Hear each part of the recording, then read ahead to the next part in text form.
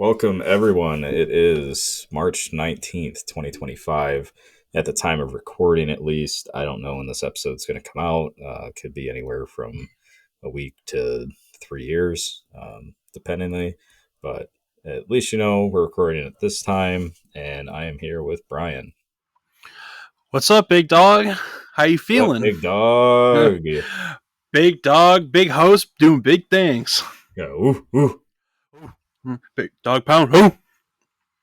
But yeah, just gonna check in on some of the goals that we were talking about last episode, which also hasn't been released yet. So it's actually one of the goals I put out to put podcast episodes out a little bit earlier. So we're working on that. But yeah, just kind of checking in on that, trying to be a little bit lighter. I know, Brian, you had mentioned it. And I kind of feel the same way. That last episode was a little bit of a heavier load, I'd say, a little heavier flow for Yeah, that's what she said. people.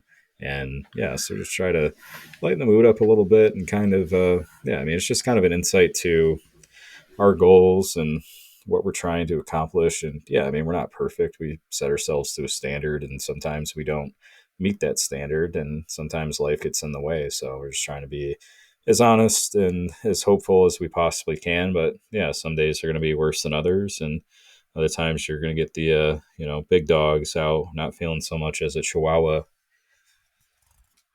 Yeah, we're still on the. Last week we were sitting on the porch. We were feeling kind of bad about ourselves, which is fine. We're human, you know. We started this podcast because we can't afford therapy. At least I can't anymore. You know. So, And but who has the time? exactly. Who has the time making money? Could be making money to be spending on other things that make us happy. Like being a big dog on a big dog bike ride out there. It was nice weather Yeah. out here up in Michigan. So, yeah. What'd you do today? No, I took the afternoon off and went golfing with my buddy Nick down in Taylor, and they had a deal. So it was like $42 to play 18. But if you spent $75 in the pro shop, you got golf for free. So I needed new shoes anyways, and they had a polo up there that was 50% off. Still ended up being like $40, and the shoes were 70. So I ended up spending, $70 over what I was supposed to. But I needed the shoes anyways, so to kind of figure, I spent $110, which could have been 152. So it's not too bad of a day. So that way you're wearing an Adidas polo with a Nike hat. Yeah, well, the I had a different hat on earlier. I couldn't find it. I had to run up to AutoZone to get a battery for my car for my sister's boyfriend to use. Not that he's a good guy. He's a cool guy. He's not a deadbeat, but I'm sure other people have had a similar experience of sisters' Sure. boyfriends taking advantage of them. So yeah, I had to run up to AutoZone, throw a hat on because I took a shower earlier, threw a hat on, so my hair is just terrible. Not that it's any better any other day, but yeah, this was the hat that I was using during the painting job. So like all back here is just like spots of paint and everything, and I lifted my head up and hit my head pretty hard on a light fixture. And Eric's like, "Hey, you all right?" And I'm like, "Yeah, that's why I got my hard hat on." It's just this hat. Big dog got his painting hat on. Yeah, yeah, big dogs. Big dogs out here. Got the big clothes. Got the big moves. Got the big brush strokes, and Ooh, big just strokes, making big stuff folks, you happen. know what I'm saying? Yeah, different strokes for bigger folks. Some bigger dogs for something ogs. Big big dog, big hog. That's what I'm saying. That's what they say. They say something about big dogs, big hogs. You got them big paws. What are you gonna do? Yeah, Put yeah, it them in was your cool. I jaw? I went don't know. I don't know. We'll workshop it. Workshop Yeah. it. Yeah, I went over to my sister's house and she's got chickens that she's raising. So they're still small. They got them as chicks from the Tractor Supply, but they're pretty sure they got two roosters and two hens. And I don't think having two roosters is good. Um, No, I don't know shit about chickens or chicken shit for that matter, but I'm pretty sure those roosters are gonna kill each other. yep, But but I can't tell her that because they're not gonna kill off a baby chicken, and no one's gonna want it. because it's a rooster. So she's just that's going to be have to be something they find out on themselves, like the traumatizing gerbil shit that we dealt with growing up. Which I don't know if we talked about this yet, but there's really no one I've talked to that had more than one guinea pig growing up that doesn't have like a horrific story about it, or a hamster for that matter. Because my cousins had guinea pigs, a male and a female, which had more guinea pigs, and the mom ate them. Like I had a hamster growing up that used to escape over the latch that it had. So it was like a cage, and there was a tube that went up to like a penthouse. Well, the clip to keep the penthouse closed broke.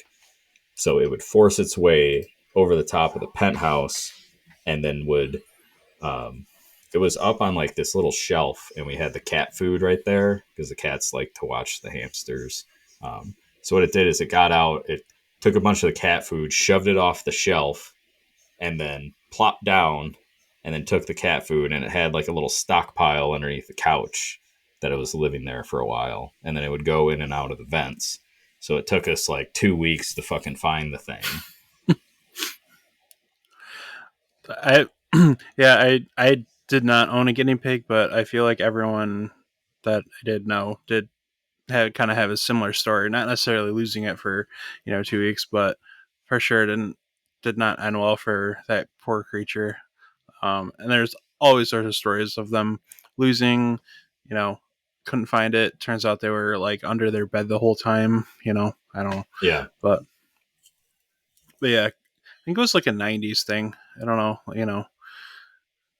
Maybe not. Maybe it's just era generation thing. I don't know, whatever. But yeah, there was no shortage of guinea pig stories, and show and tell. There was always 4 or 5 kids in my class who always had wanted to bring in their guinea pig or their rabbit. Never a shortage. It's like I got my Yeah. Millennium Falcon that I built, and they're like, "That's not a guinea pig. I don't care." Yeah, they were cool pets. The the oinks or whatever they made with the little all the Yeah, time. yeah. It was like a little squeak almost. Yeah. So we had some growing up. I had a hedgehog at one time, but it they don't defecate unless they're moving. So Uh, on their wheel, it was just covered, and you'd have to clean it like every every day, every couple days at the latest, to make sure that it was clean enough. And their spines, they're basically porcupines. So trying to hold it, you pick it up and it's in its little ball, and then it will exhale to like shoot the spines out a little bit more. And you'd have to hold it like this, have to deal with that for like 5 minutes until it smelled you and warmed up to you enough. So it's kind of a cool pet, but not that great. We had a bearded dragon at one time. We had degus. We had a ton of stuff. My sister has a guinea pig. She's got 4 chickens. She's got 2 dogs, which actually we had to put down my other dog last week for, oh, sorry to hear that. yeah, like, well, he's a 9-year-old chocolate lab, and very lovable, very dumb. But he was low energy for a while, and then he started throwing up. My mom took him to the vet. They did his blood work. Nothing was wrong. Um, Started throwing up and peeing in the house. Took him to the vet. Said he had a UTI, and gave him some antibiotics. And then he kept throwing up like every 5 minutes. So my mom took him into the emergency vet, and they're like, well, we see some spots on the x-ray, but we don't have an ultrasound machine here, so you're going to have to take him to this other place. So she took him to like an emergency, different emergency vet, and they did a abdominal ultrasound. His blood work came back terribly for his liver, and they're like, yeah, I mean, his lymph nodes, his liver has a growth that's a mass that's stopping the bile from going into the stomach. His pancreas is messed up. His what is it, prostate, like lower intestines, like his entire lower half of his body is just full of cancer. Like Oh damn. we can do chemo, but best case 6 to 12 months. But considering where the mass is at right now, like we're not really sure how long it's going to take for him to actually feel better. So like his quality of life is not going to get better from doing chemo. So yeah, like made the decision to put him down, unfortunately. And my sister has a couple dogs, one of them being a black lab that she was offering us to take. And I don't want to take her because she's kind of binded to the other dog that's there. It's tough. I feel bad because we're able to do like more stuff at like more house projects around the house that I've been doing this week, and that like leaving the door open, not having to worry, leaving food out, not having to worry. But at the same time, you miss, the companion or kind of the routine of getting up, taking them outside, or taking them for a walk, or refilling the water or whatnot. So yeah, it's been tough because we just had to put down Tucker, near the end of last year. I think that was November of last year, and I didn't even know that I was going in having to put him down. So I'm sitting there at a emergency vet at like 2 in the morning, having to put him down.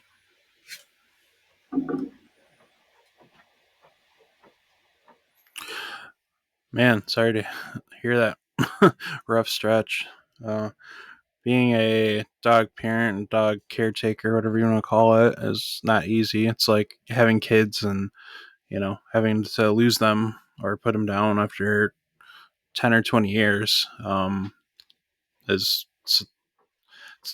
one reason why, like, my wife and I haven't really gotten any pets for our son. That and we don't have really much of a fence around like the exterior or the front part of a house. So that obviously makes it a little bit difficult to own that type of pet. So, but yeah, sorry to hear that. That's a bummer. Yeah, it's all right. I know a lot of people have dealt with it. Growing up, my mom had her dog who was getting older around the time we had moved here to Westland. So I think I was 8 or 9 years old. They went to put him down. But we've always had dogs in the house, and yeah, they've however long we had. That was Max. Then we had Samson. We had Oscar. We had another Max. We had Tico. We had Chip. We had Tucker. So you're just like getting older, and that's kind of one of the harder parts of it is not only your family members but your pets and everything. So this is the first time I think ever being in this house that we didn't have a dog around. So it's just weird, and it sucks. And near the end, you just want to make sure, and you start thinking about if you gave them a good enough life, if they were loved enough. You're always going to have like should have been around more, should have seen him more, should have played with him more. But yeah, I think at the end, it's just like you don't really have that choice, right? So it kind of makes you understand, and then that people are only around for a certain amount of time. I mean, my grandma's getting up there in age, so the day or two after putting Chip down, I'm like, all right, I'll bring lunch over to you and my aunt and hang out with you guys for a little bit, just because you really never know, when somebody's gonna take a turn or get into a bad accident and not make it or whatever. So it just kind of comes with learning. Yeah, I mean, shift our perspective a little bit here is that, unfortunately I had to put a dog down, but it gives you more time to spend with your grandma and your aunt, right? So, put more value into that relationship. So you're spending more time with them, so you don't have, might not have those thoughts of losing them so soon. You just be in the moment and spend time with them, and you know, go over there and maybe do some chores and help them out too. I know they appreciate that, and it'd make the loss of was it Tucker? Maybe that would Tucker was the second to last one. The latest one was Chip. Yeah. Chip. Okay, sorry about that. Yeah. Um, the chip, the chip, make that a chip loss, and obviously Tucker too. Make it a little bit easier to take your mind off it. So, but yeah, I mean, it gives you more time, like I said, to kind of open up and put that energy elsewhere. I mean, you can have more time to go golfing. You don't have to worry about getting up a little bit earlier to let them out. Now you can just go right at 7 a.m. to the green. Yeah, I think it's more about just kind of the reminder, right? The mortality reminder, I think, is what we get a lot of times as you get older with aunts, uncles, grandparents, and the understanding that they're only here for a set amount of time, and at the end, like that's just it. So to be able to spend more time with them and actively try to be in their lives more often than you can and make time, because it's a similar thing that what we were talking about, at least for me, my time's not structured in a way that's helpful to me, and I get overwhelmed on things, so eventually I just freeze, or I'll work on something that's not even part of what I was thinking about doing in that day, but it just kind of comes down to what I feel like doing. And yeah, a lot of times it's not in the forefront of my brain to go and visit my grandma or my aunt. And if it's not, then I just don't really think about it too often. But it helps with that. And you know, having a pet's great. Um, Having that companionship's great.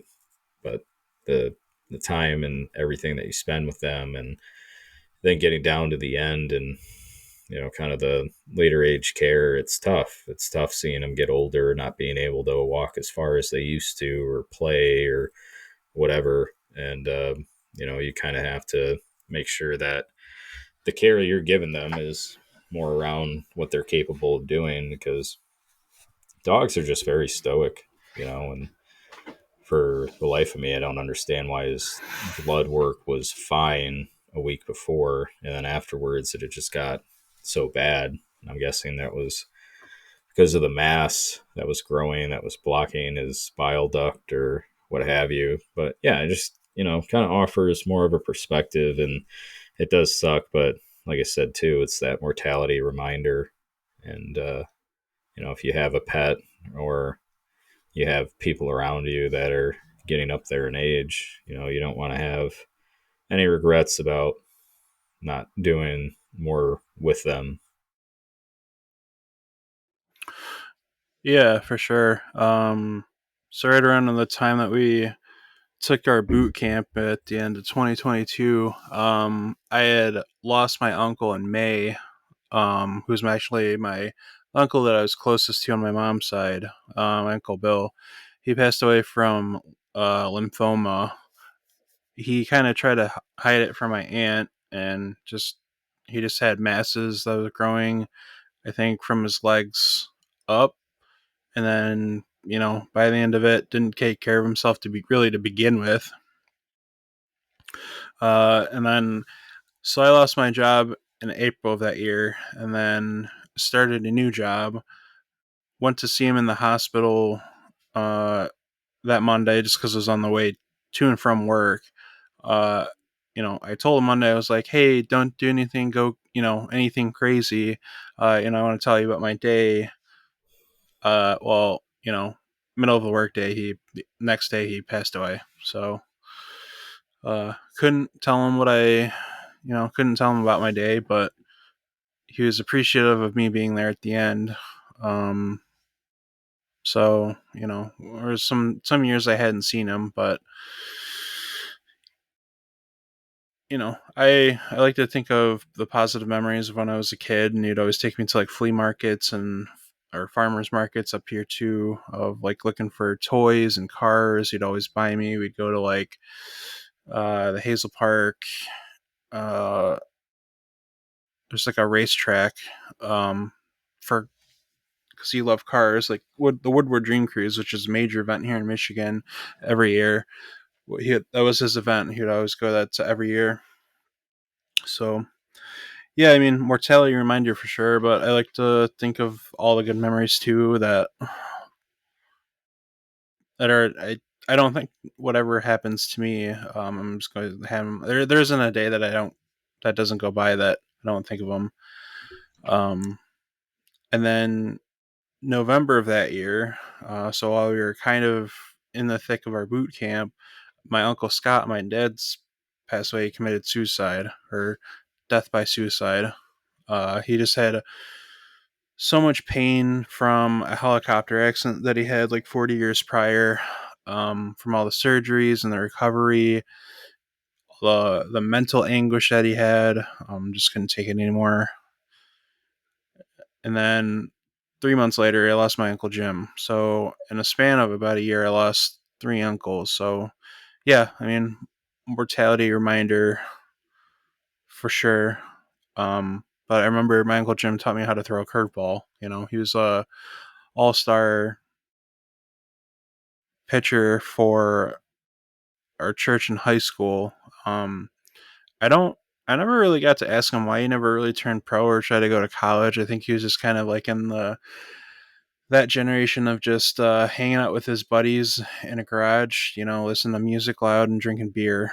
So I think that was kind of just his motivation. He ended up retiring from Beaumont or Corwell a few years ago, and you know, just lived the party lifestyle. I think a little too much, and got I don't know if it was the direct cause, but he got cancer and passed away.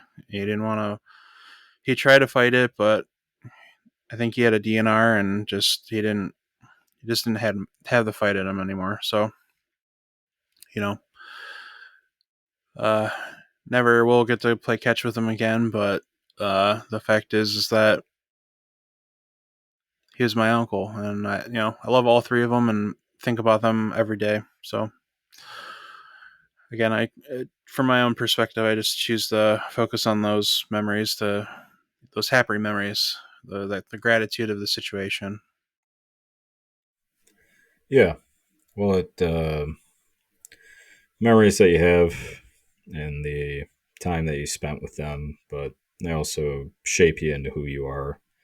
And not only with the reminder of everybody's time on here is borrowed and eventually it's time to collect, but also the way that they've lived their lives and things that they did that were more or less like detrimental to their health for my side of the family, which, yeah, there's like a lot of alcoholics. It's a lot of people like not taking care of themselves. So it's just a reminder to kind of stay present and cognizant.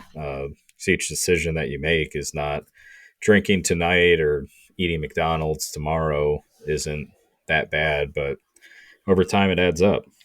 And, it continues to be later in life that we talked about before. You end up spending more in medical bills to just trying to remain functional. And all the bumps and nicks that you take along the way, and that stuff adds up. It might not be that big of a deal today, but as you get older, it's harder to get up. It's harder to stay motivated into doing things and what have you. So it's kind of like trying to be wanted to be more upbeat.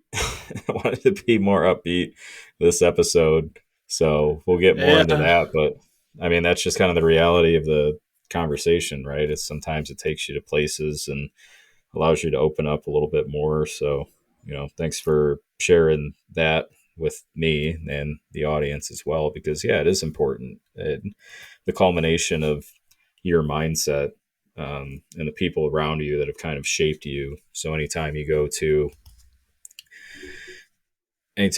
a race or you go to a flea market or pass by a flea market, I'm sure you think of him and the things that you did with your other uncles as well.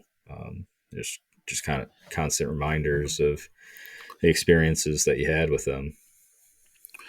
yeah, absolutely. I drive by there's a Royal Oak Farmers Market. They always have a Sunday uh like flea market type deal where vendors set up, and that still goes on every Sunday as far as I'm aware. So every time I pass that, I always think of him, which is quite often because I live very close to that. But um, yeah, the things that make you happy and the memories of that what you do are happy, I think is what should,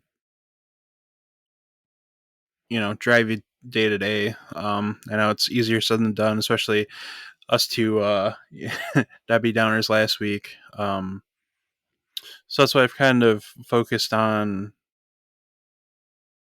my own mental health, rebounding from that. I've seen my therapist a couple times in the last week or so. I know that I always joke that I can't afford therapy, but luckily I do have good insurance, and I've able to do that. But one tool I've kind of utilized is like a gratitude journal. You know, writing down every morning and every evening what made me happy. I don't write down the things that obviously don't make me happy, because that's not the point of a gratitude journal. I I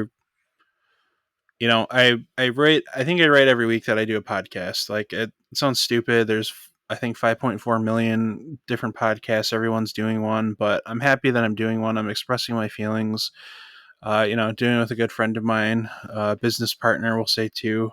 We just chat. Some of it might just be bullshit, but I'm thankful for that every week. Grateful for that. Um, I'm grateful for my coworkers. I'm grateful for my job. I don't want to sit here like I'm sounding like I'm praying or something, or praying to Jesus, but it's led me, especially in the last week after our previous episode, it's allowed me to just kind of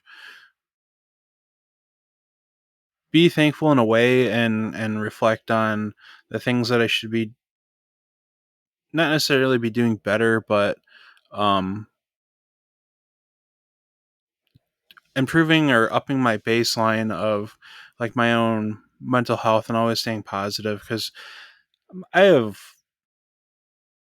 I don't want to say mood swings, but sometimes I just like overthink things, and we kind of touched on this last week, and I'm trying not to focus on the things that I can't really control in this moment. So I think putting it down in the words kind of grounds me in a way that I can just focus, um, being happy and making other people happier, if that makes sense.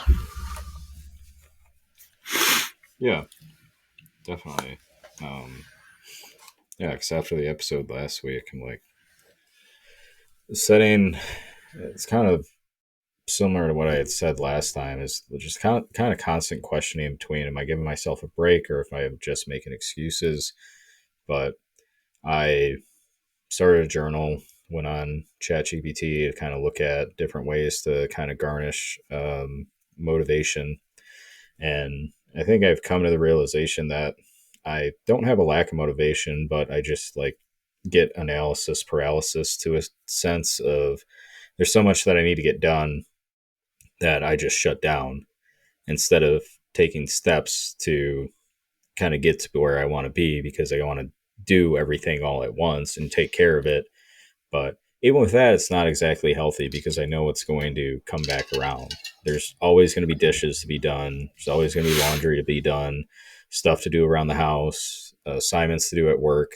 So, um, so changing that mindset into like, oh, I have to do this today, or I need to get all these things done, into more of a structured approach into this is what I'm going to do today, and taking it from there, I think, is for me going to make a large difference.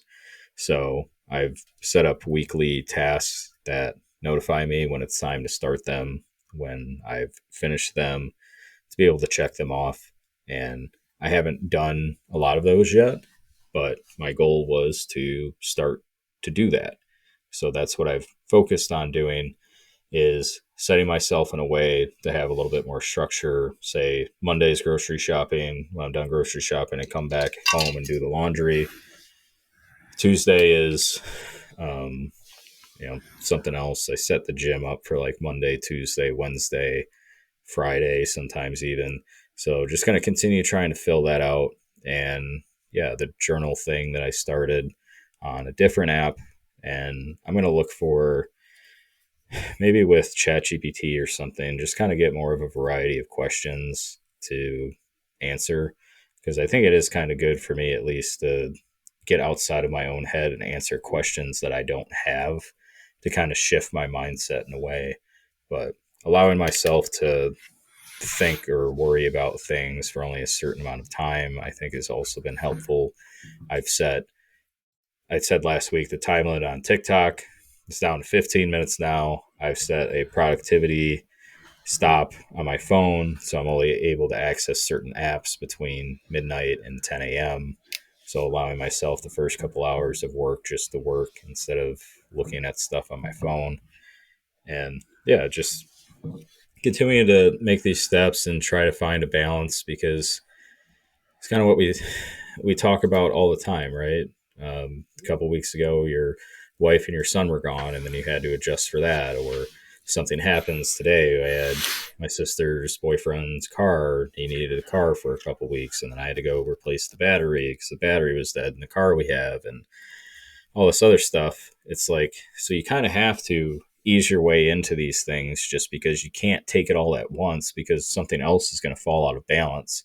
And then eventually you'll find an equilibrium, and that equilibrium is you've stopped doing all the things that you tried to take on all at once. The laundry comes back around and you don't do it. Dishes come back around and you Right. don't do them.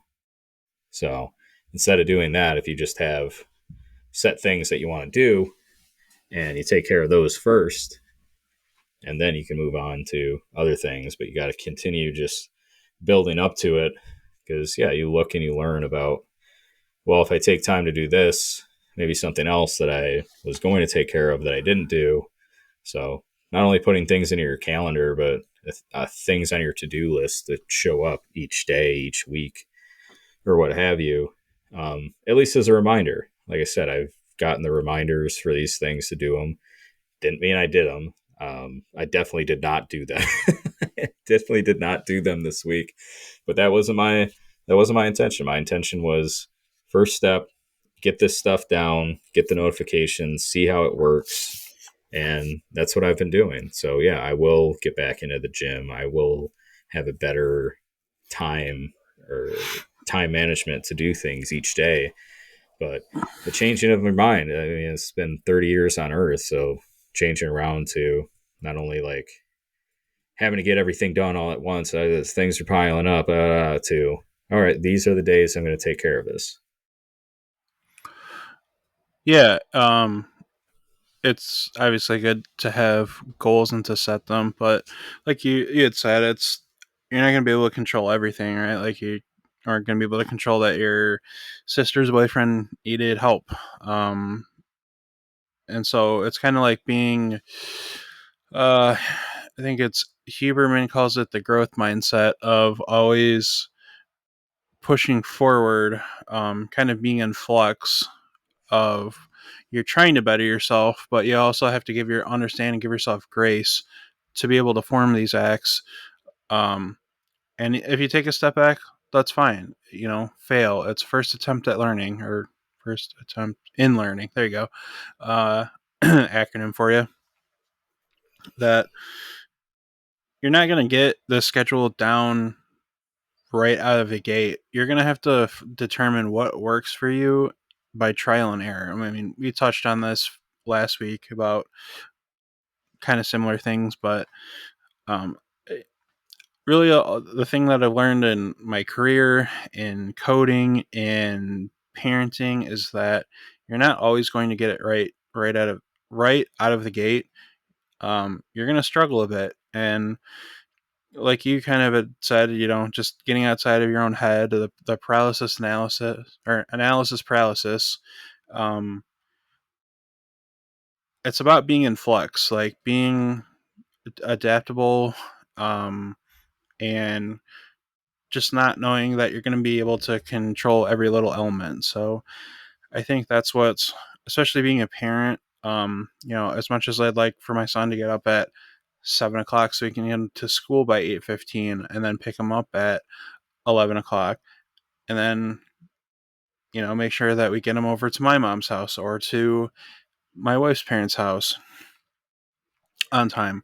I know all of those things aren't going to get right. There are just going to be days where he's just going to want to go outside in the yard and play. He's going to want to do this. He's going to want to do that. So it's being adaptable in parenting that has taught me that you have to be that really in life in general. So um, sometimes it's just a perspective shift, and I applaud you for doing that. And now you're getting started. Matthew McConaughey says the hardest thing about going to the gym is putting on your tennis shoes. Once your tennis shoes are on, go work out. Go get those gains, bro. Big gains, big dog. Big dog, big Big gains. dog, big dog. Big Oof. dog. Oh, dog pound. No, it's Fun. no, you're exactly right. And in the similar sense too, it's like with the podcast, you can't learn. We're not going to sit there and we're not going to try to learn everything that goes into trying to have a successful podcast. How to have great public speaking or podcast speaking, or I have a face for radio. How am I supposed to show my face in the podcast? You learn by doing, and in doing things, you learn what works for you. You learn if you're present enough, if you've taken enough time to look and you analyze, okay, I'm doing better at this. I'm falling behind on that. So I'm going to focus a little bit more on this. And with, putting on your tennis shoes is the hardest part of going to the gym. I like to look at it like the hardest part is just showing up to an event that you said that you were going to. In college, the hardest part was showing up to class. And the same thing for the gym. The hardest part is showing up, or showing up for your job, or showing up to whatever it is. So, like, once you're there, no matter how bad you possibly think things can be, once you get there, it's not nearly going to be as bad as what you thought it was. Or doing a podcast, putting yourself out there, talking about these things, it's not nearly as bad as what we thought it was going to be, because we're just sitting here, we're just trying to get better. We're trying to provide content that people are going to find relatable. And in the similar sense, we're holding each other accountable for the things that we're trying to do and things that we're trying to accomplish. So, yeah, I'm doing better than I was a week ago. You're doing better than you were a week ago. And sometimes it's hard to really understand that. And I think what journaling allows us to do is check progress. For if you had a bad day, well, what's one good thing that you did today, even though it was a bad day? Or you had a great day. Okay, well, what's one thing you wish you could have done in during that great day?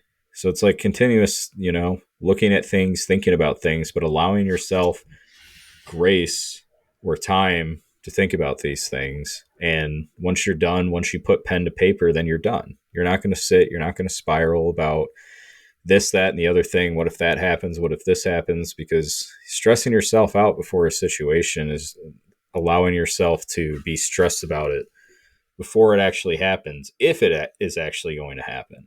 Right. And that's the other part I think about in doing these things. And yeah, the development's like, it sucks. Developing good habits, if you fall out of them, they're harder to pick back up.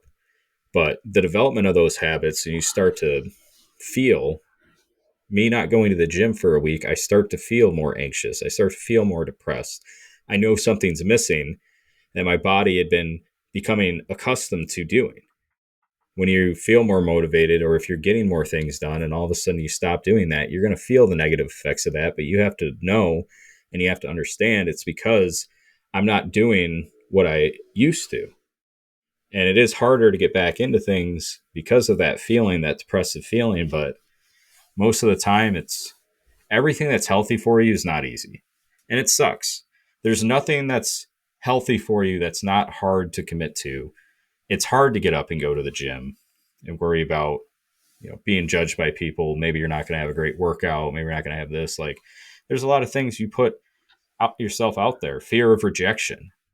Like, getting rejected is tough, but you're never going to know until you actually try.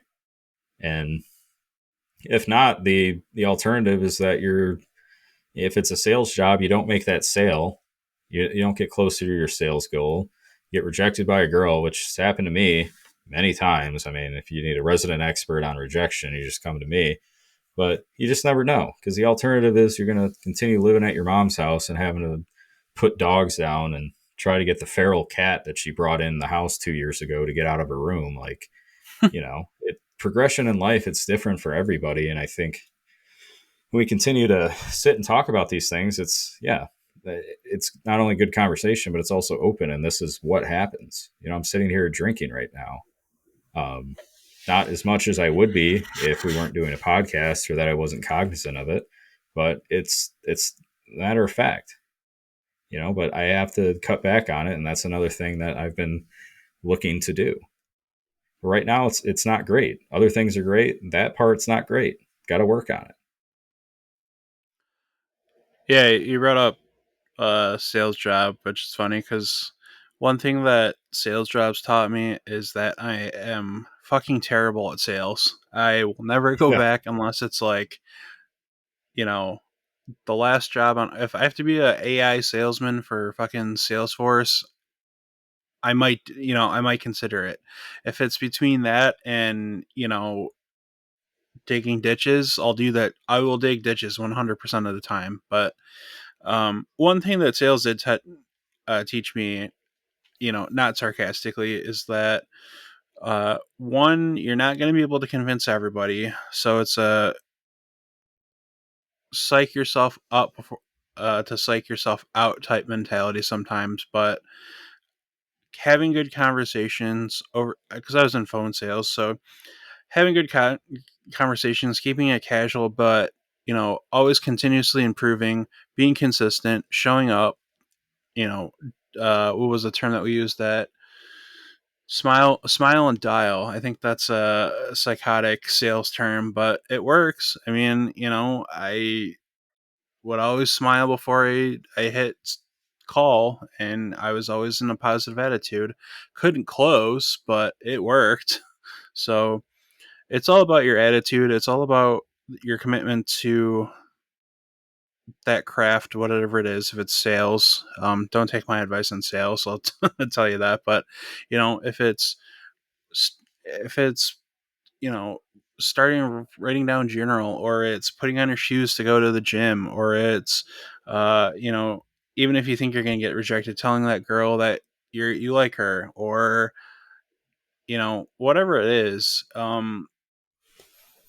put all of your energy into the time that you have allotted to, whether it's your, like I said, whether it's your job or a relationship. And then when you have to move on to the next thing, do that. And then, but break up the time, and whatever you have in that time slot, you give your all to. And that will lead to a positive mindset regardless of the results, because you know that you tried at the end of the day and you gave your best effort. You put your best foot forward. I think Yeah, that's all of all. that. Go ahead. No, that's all you can do, right? But it all comes down to a balance. In sales, you can have great conversation. You could have an engaged prospective client. Everything looks good, and then they flake. Other times, you could be calling somebody that's been known to yell at you on the phone, show up to your front door, and beat the crap out of you for even suggesting that they buy something for you from you. And you give them a call, and they're like, "Oh, hey, yeah, I'd love to buy." And it's the same thing with life. Some days are going to be worse than others, but it allows you to have gratitude for the good days, or the work that you're putting in right now, and the money that you're saving, or the time you're spending on at the gym, the work you've done dieting, the work you've done on mindfulness is going to set you up for dealing with the hard times that come through. If you get sick and you can't go to the gym, um, you're going to feel right as rain going back in there. Or you're going to feel, if you lose your job and you've done well at saving and budgeting your money, maybe that house isn't coming anytime soon because you've lost your job, but you're giving yourself enough money to be able to handle through the unemployment. And yeah, so it just continues going on. And a good mindset, working on a good mindset when you are having a good time, when things aren't going wrong, there's still things you got to do. NBA players, they still practice free throws. You watch people warm up for golf, and they still got their coach out there, and they're warming up on doing drills that they were doing when they were 11 or 12 years old. So you never get out of having to work on the basics. And whatever those basics mean to you, you can't like just suddenly step up from them and think that, oh, I'm all good now. I did this, I did that, because you're just going to revert. So you got to, like, at least in my mind, you got to continue on with like thinking about these things and allowing yourself grace, but loving who you are right now and really falling in love with the person that you could be. But you still gotta love yourself on the bad days, the bad weeks, the bad months.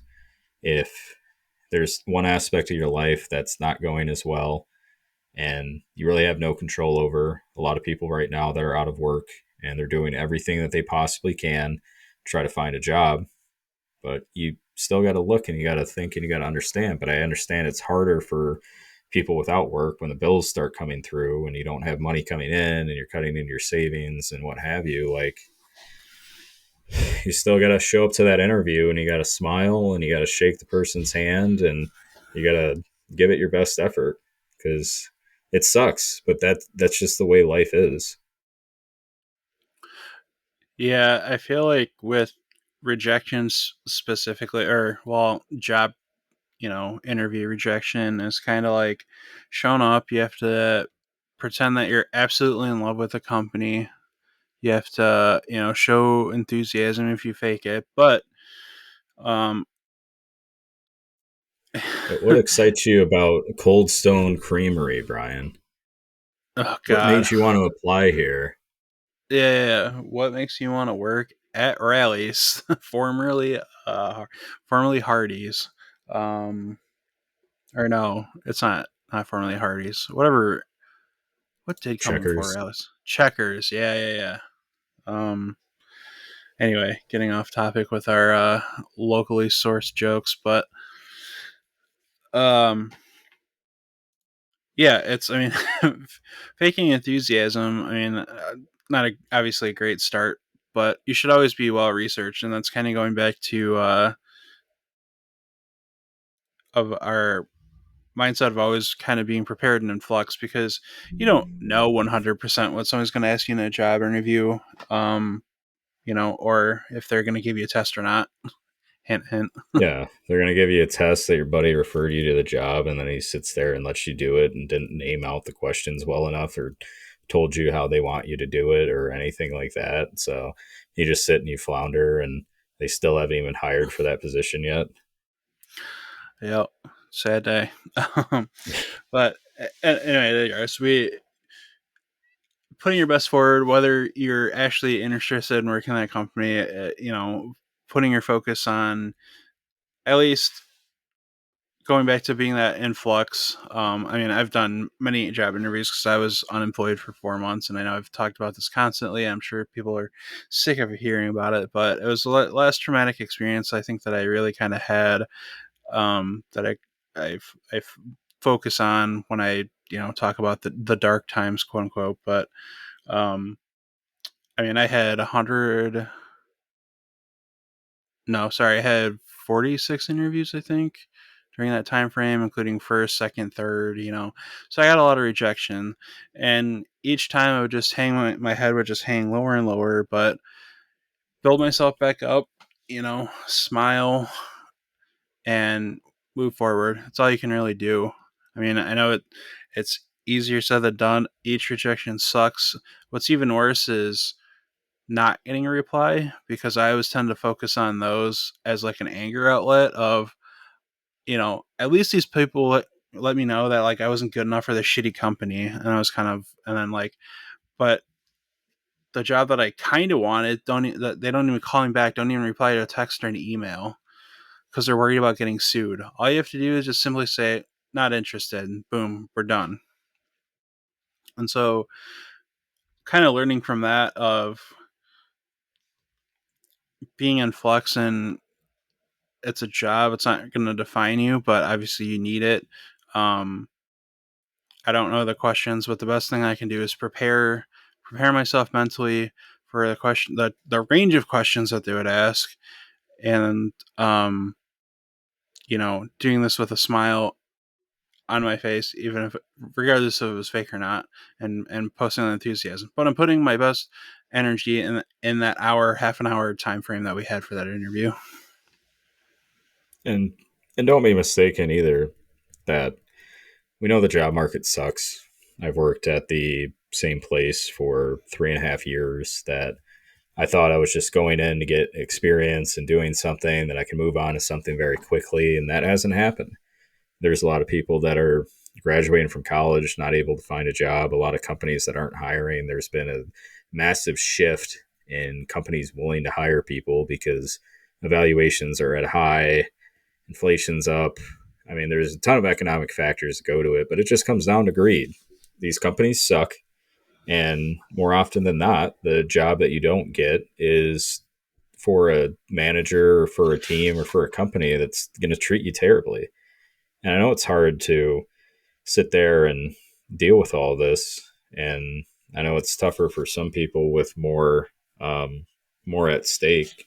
Mortgage payments, rent needs to be paid, bills, student debt that's coming that you gotta have to pay off, and everything else. But I don't think it detracts from just making sure that you do have a good attitude when you go in. And even if you've been rejected 10 or 20 times at different companies, like, you still have to have that good mindset going in there. You have to be enthusiastic about the company. You have to do your research. You have to show up, put on a smile, and be ready for anything that they throw at you. If it's 4 rounds, 5 rounds of interviews and whatever, like, I wish I could do something about it for everybody, because I know there's a lot of people that are out of work or looking for a different job and they can't find anything. But that's just the system of what we've been having to deal with for the last 2 or 3 years. Yeah, ChatGPT was at 3.1 or whatever, launched in November 22 after we started in October 20 or September of 2022. So we've been kind of like the, you know, what's our age group has really always experienced of just hard economic times, I feel like, more than any other generation. Like, for the older millennials, we had, there's Black Tuesday when the stock market crashed in 87, 9/11, and then, The dot uh, com bubble, housing yeah, crisis, yeah, COVID Enron, crisis. yeah, COVID, the Great Recession, housing crisis, rising stock, or not stock market, rising home costs, and high inflation and high interest rates. So, um, you know, if it's one group that is jaded about things, it's maybe our group, but I think it is our what's the word I'm looking for? Duty to not become that jaded, in my opinion, um, because it's easier to kind of sit in the muck and kind of build some sort of entitlement that we deserve to be handed things. And I think everyone has to work hard for things, even when the times are tough. And I'm not trying to hark on the people who are, unemployed or anything like that, and that you're not working hard. And I'm not saying all that. I just want to preface that for our listeners out there. But This is a LinkedIn free zone. No yeah, toxic positivity when it comes to jobs. No one telling you got to send out 10,000 applications to be able to find a position. You shouldn't have to do that. yeah. my my positivity post was finally got a job after 3.5 month interview. Here's how I did it, and it was literally just the lyrics to fucking Fort Minor. So, I don't remember the exact lyrics. I can bring them up in a second, but 10% luck, 20% skill, yeah, 15% concentrated power of will. 100% reason to remember the name. There you go. Boom, big dog, big lyrics. Big dog. Come on, big dog. Just give Come me a on, big job, dog. big dog. Don't make me I do four tried, but interviews, big dog. I Don't make me tried, but do they a give you test. Come tests. on, big dog. I don't need that test. Come on, big I dog. don't need big testing.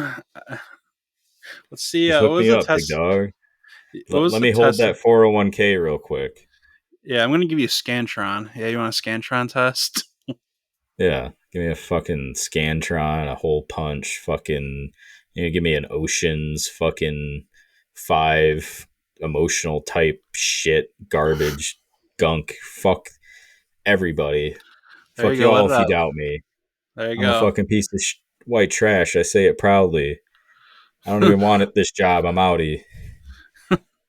Fuck you. Fuck you. You're cool. Fuck you. I'm out. Yeah, Epic. exactly. But yeah, I wish there was something I could do. But at the end of the day, I got rid of my subscriptions.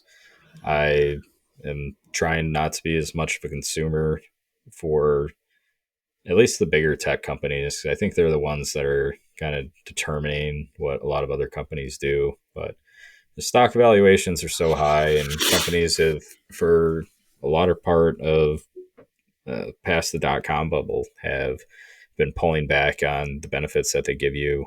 They'll pull back on the salary that they'll give you, making you work longer hours. And the same time, too, for somebody that does have a job and they feel overworked and underappreciated, you can push back, but chances are it's not going to really end up well for you. So at least what I've been doing is act for the job that you want, not the job that you have, and just doing what you're asked to do. Make sure no one comes down on you. Sometimes there's micromanagers. Obviously, there's different situations where you could do everything right and you're still going to get complained at for whatever. But until that time comes, you can develop good work habits and you can still have good ideas and just don't share them. I got a big old book of good ideas.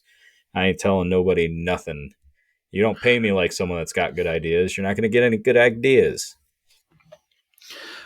I got a brain full of bad jokes. That's about it. You're doing better than I am. Context. I mean, you're not living with your mom. You make more than I do, so depending on what you got in your brain, what kind of big dog books we got, uh, I don't know if it Well, matters that much to me. coming to a comedy stage near you soon. Probably not, but I don't have time for that. I wish I did. I used to be a stand-up comedian. Now I'm doing it. Now I'm just a podcaster who occasionally says something funny. The bridge to podcasting from comedians has existed since the before times. Over 5,000 years ago, this bridge was put in. It has stood the test of time and is frequented often. And it was founded on a laptop covered in Joe Rogan's jizz. Sorry.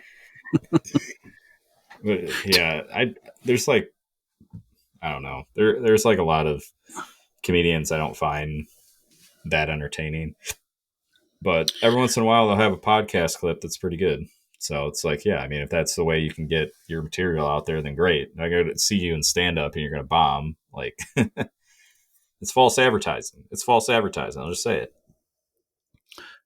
Yeah, I mean, iron sharpens iron, right? So there are definitely comedians, in my opinion, who are podcast funny and not stand up funny. I could sit here and rattle off, but I don't want to close off future collaboration ideas. But um, but that's just a great thing about media nowadays. You don't have necessarily have to be strong in one thing if you want to pursue another. Um, like I mean, look at I don't want to say names. There are certain comics who are great for like TikTok or Vine or whatever, and then they try and do stand up, and it's fine to an extent, And then there's comics who just release, crowd work. People love that clips, but again, it's just all advertising for whatever main. If they want to do a tour, it's all just advertising. So I'm not going to blame them for doing that. Um, anyway, kind of off track, but you know, David, did you want to kind of touch on some of your own other goals that we haven't talked about yet? I think that's pretty much it. Just want to be more structured. You know, high I'm high functioning, just not really high direction or good direction, I think. So I am able to do a lot, and like working that job with Eric, I could work 10, 12 hour days like it was nothing because you're just hanging around, you're talking shit and painting. You know, you have one job there to do, but even with doing that, I would be doing it and like, oh, that spot needs to be touched up. So I'd stop, I'd go over to that spot, come back. Oh shit, where did I stop at? And like go back. So with that, you still have to remain on task, even when there's something that, speaks out to you about, hey, this needs to be fixed. We got to do something about this.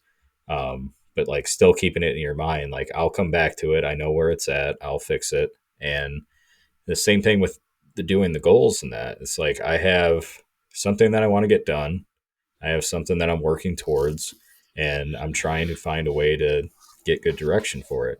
I don't want to walk out and be like, oh, I'm going to the gym, and then realize, hey, this floor needs to be redone, and just start redoing the floor in my living room.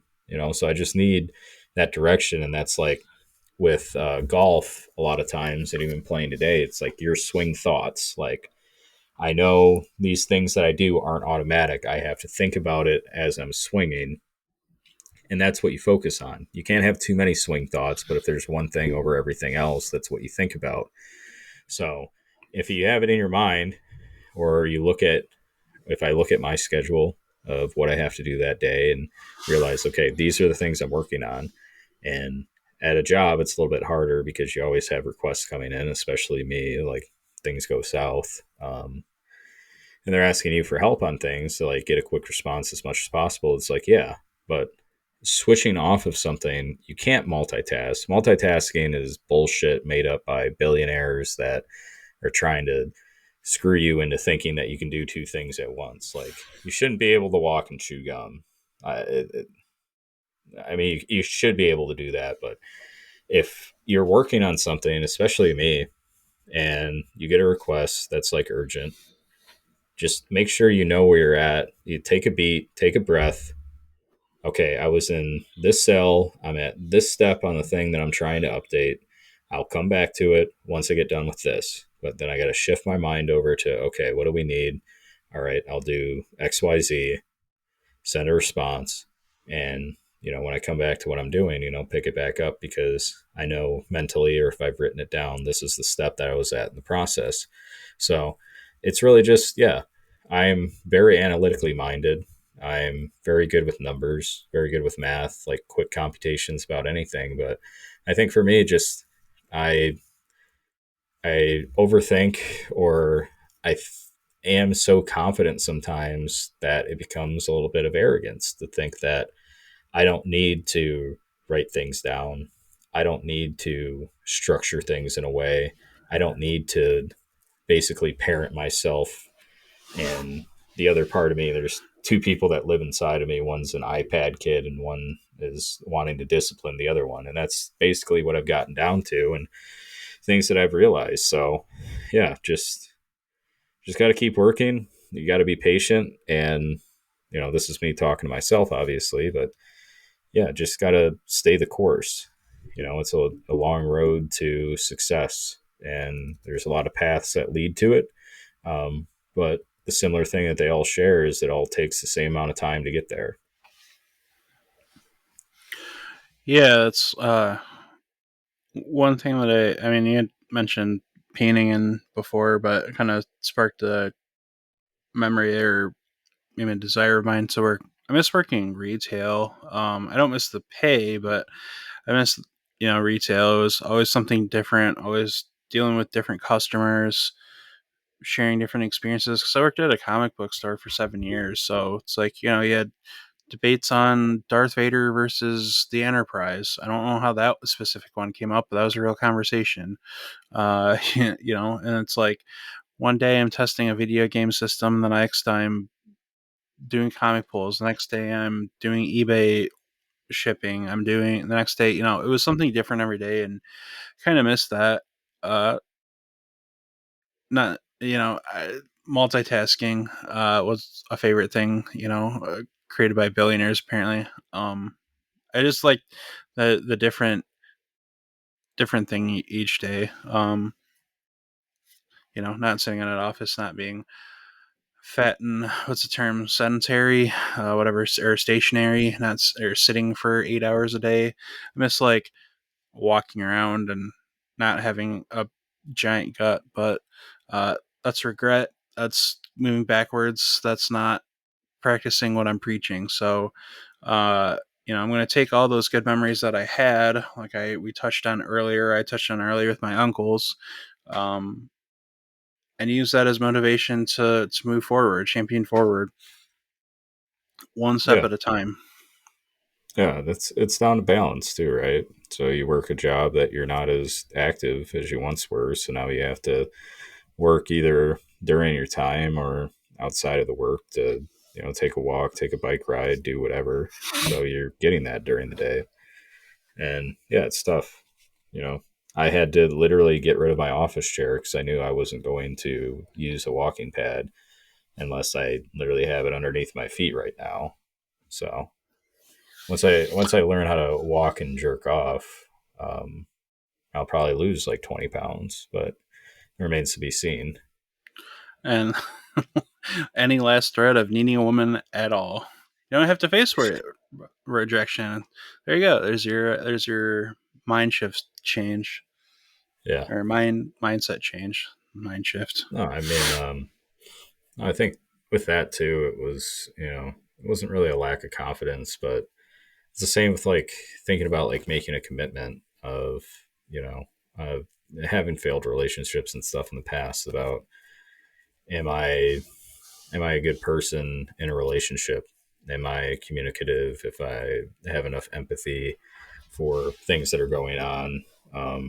And yeah, I mean it's a lot of other factors that come with it, but yeah, at the end of the day, rejection sucks, and trying to be less fearful of it is hard when you've dealt with it a lot of times.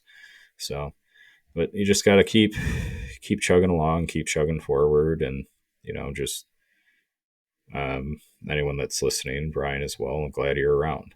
So you just one more day, one day at a time, and keep going. Well, I'll take the initiative and say I appreciate you, David. And I appreciate everything you do for me. So No, thank you. yeah, I don't think we can reciprocate it because I tried getting a job and I didn't know about a test, and then they didn't explain things well. So you didn't get it, but I tried. I'm Yeah, positive you didn't get it, so I guess there's throw that. away all other advice we gave you about at least you tried. You're doing better. You're doing this. Um, you try to get someone a job. Make sure you know if they're going to have a test. Make sure you know what kind of mind state they're in. It is your fault. It's your fault that I didn't get that job, Brian. It's not my fault at all. No, There.